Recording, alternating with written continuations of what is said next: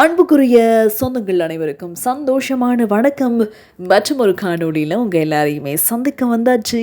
Video பார்த்ததுமே உங்கள் எல்லாருக்குமே தெரிஞ்சிருக்கும் என்னத்தை பற்றி பேச போகிறோம் அப்படின்னு சொல்லி. விஜயோட கில்லி திரைப்படம் இப்போது ரிலீஸ் ஆகிட்டுருக்கு.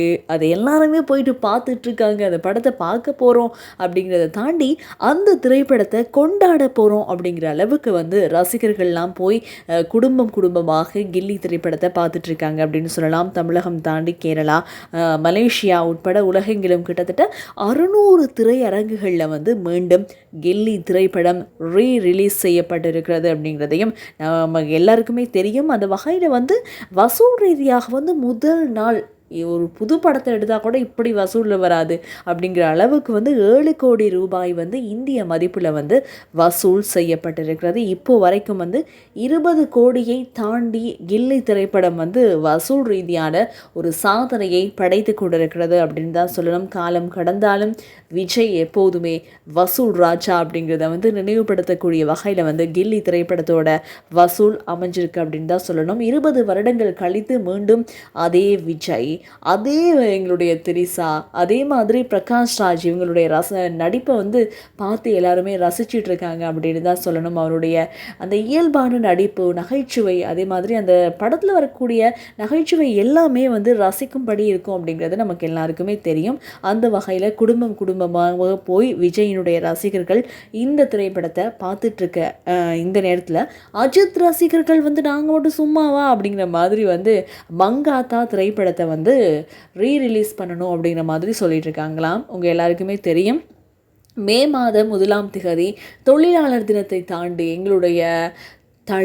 எங்களுடைய அஜித்குமார் அவருடைய பிறந்த நாள் வருது இல்லையா, அன்னைக்கு நீங்கள் மங்காத்தா திரைப்படத்தை ரிலீஸ் பண்ணுங்க அப்படிங்கிற மாதிரி சொல்லியிருக்காங்க. ஆகவே இந்த திரைப்படங்கள் எப்போவுமே 2 பேரோட திரைப்படம் வருது அப்படின்னா போட்டி அதிகரிக்கும். விஜய், அஜித் அவங்களுடைய திரைப்படங்கள் வரும்போது ரசிகர்கள் எக்கச்சக்கமான விஷயங்களை பண்ணுறது, வரவேற்கிறதெல்லாம் இயல்பான ஒரு விஷயம்.